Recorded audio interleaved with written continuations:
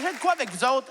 L'an prochain, je vais avoir 50 ans, OK? Oui, je sais, j'ai pas l'air de ça. Se coucher tard, manger gras, c'est ça la situation. Ouais. Et c'est pas tant que j'ai 50 ans qui me fait capoter, c'est que dans les yeux de ma fille, je me trouve niaiseux. Tu sais, quand j'étais jeune, je trouvais mes parents niaiseux, moi, de pas être capable de programmer le vidéo. Hein? Ben moi, là, je suis rendu là aujourd'hui, là. Je suis le niaiseux de ma fille. Puis je l'assume pas en tout. Ah, non, mais parce que c'est la première fois que je vois un clash de génération, tu sais. Vraiment un super choc de génération. Moi, là, quand j'étais jeune, là, je trouvais ça laid en tabarouette des cuillères en bois sur le mur.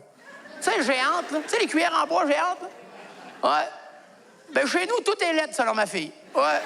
Ça a coûté 30 000 $, mais qu'est-ce que c'est laid? Et là, t'en veux un clash de génération, en v'là un. Ma fille vient me voir, elle me dit, papa, on est abonnés à ça, nous autres Disney choses, là. Je dis, ouais. Elle dit, on va écouter Madame Hulk. Je dis, pardon? Elle dit, on va écouter Madame Hulk. Je dis, non, c'est pas Madame Hulk, c'est Monsieur Hulk. Il n'y a pas de Madame Hulk. Elle dit, ben oui, il y a une Madame Hulk maintenant. Non. Ben non. C'est... Oh, non. OK, cocotte, m'a t'expliqué c'est qui Hulk. Ça, c'est un monsieur que quand il est dans l'est, il pogne 200 livres d'une shot, il déchire ses souliers, puis il vient les cheveux tout égrichés, puis vert. Penses-tu que ta mère pourrait être Madame Hulk? Elle déverdirait pas. Elle resterait verte tout le temps. Aussitôt qu'elle verrait que ses souliers sont déchirés, elle serait 2 fois plus en Tu sais, j'ai dit, gars, cocotte, ça se peut pas qu'il y ait une Madame Hulk. Ben, elle me l'a montré, il y a une Madame Hulk. Là, ma blonde, elle dit, ben oui, il y a bien des affaires qui ont changé. Mais là, tu sais, il y a toujours bien pas une Madame Spider-Man. Elle dit, ah non, elle s'appelle Spider-Girl. Je fais, gars, je veux bien, tu sais, évoluer, là. Mais il y a des affaires qui se peuvent pas. Mélanger femme et araignée. Vous êtes malade? Ça va crier tout le long du film. Ils vont coller Batman pour qu'il vienne tuer l'araignée dans la douche. Voyons donc! Un autre gros clash que j'ai vu de génération, c'est quand j'étais allé au zoo l'été passé avec ma fille. Oui, parce que quand tu vas au zoo, c'est parce que t'as un enfant. Si t'as pas d'enfant, t'as pas d'affaire là. Je te le dis tout de suite, là. Laisse les gens s'imaginer que le bonheur, c'est ça, d'aller se promener avec un enfant qui se plaint pendant une journée de temps pendant qu'il fait 38. Hey, on est allé au zoo de Granby. Il faut que j'avoue, par exemple, que c'est vraiment beau. J'avais jamais été là de ma vie. C'est vraiment magnifique. C'est super bien organisé. On arrive là, ma blonde, ma fille, puis moi. Et l'affaire, c'est que la journée qu'on est allé, les animaux étaient cliniquement morts. Il n'y en a pas un qui bougeait. Il était tout couché à terre. Il avait l'air d'être en styrofoam. Il bougeait pas. Et là, ma fille, moi, était intense. Hein? C'est quand même ma fille, là. Et que là, elle fait, papa, pourquoi les animaux, ils sont par terre? Est-ce qu'ils sont malades? Est-ce qu'ils vont mourir? Est-ce qu'ils nous en veulent de les avoir sortis de leur milieu naturel pour les mettre en captivité? Elle est intense en est, là, ouais, vraiment.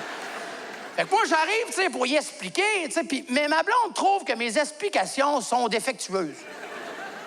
Elle trouve pas que je suis bon dans les explications. Moi, je m'en allais dire, ça a coûté 45$, là, arrête.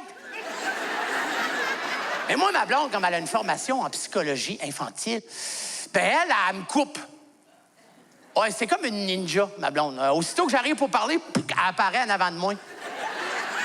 Fait que là, elle dit, ben non, cocotte, inquiète-toi pas, mon bel amour. Je vais t'expliquer pourquoi aujourd'hui c'est comme ça. C'est qu'aujourd'hui, il fait 32 degrés et c'est très, très chaud. Et les animaux, comme ils sont très intelligents et surtout très instinctifs, préfèrent demeurer par terre pour récupérer un peu de l'air froid qui émane du sol. Et lorsqu'ils auront une température corporelle convenable et confortable, ils iront, comme à leur habitude, gambader dans leur enclos, dans la joie et le bonheur.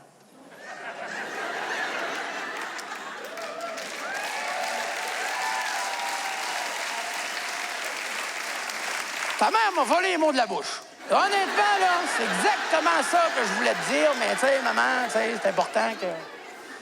Attends une minute. T'as-tu dit à Cocotte 32 degrés faisait chaud?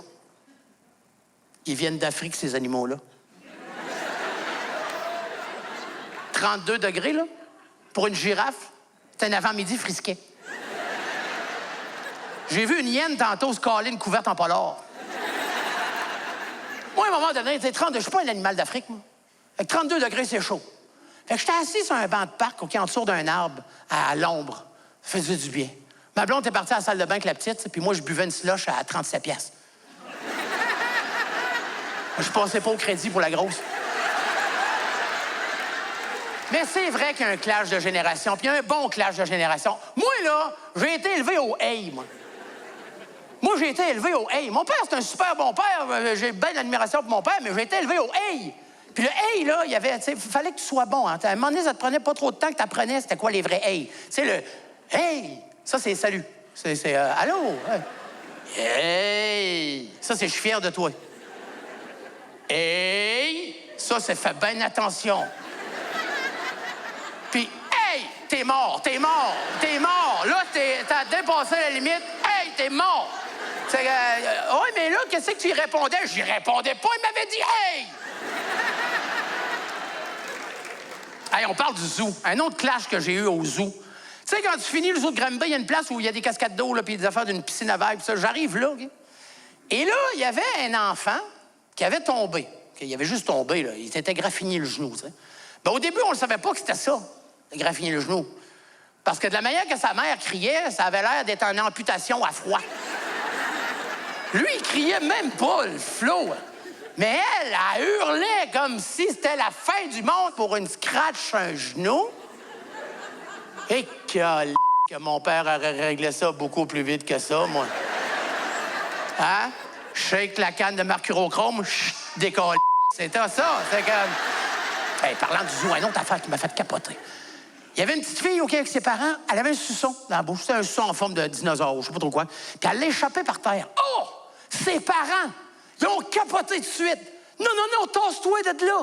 Ils ont pris le suçon du bout des doigts, sont allés dans la poubelle, le jeter, sont revenus. Ils ont sorti 2, 3 lingettes. Ils ont tout nettoyé les mains puis le tour de la bouche. Puis ils ont dit, ben, on t'en achètera un autre peut-être tantôt. Quoi? Et que maman aurait pas géré ça de cette façon-là.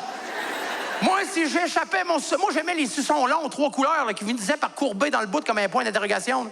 Si j'avais le malheur de l'échapper à terre, ma mère le ramassait. Elle se le passait 2 fois sa jupe, 1 fois dans la gueule. Pac! Échappe-le plus. On l'échappait plus non plus. Ah. Mais honnêtement, je suis content d'être l'heureux propriétaire d'un enfant de 11 ans. Et ouais, je dis heureux propriétaire parce que l'entretenir, c'est plus cher qu'un triplex à Limoilou. Mais...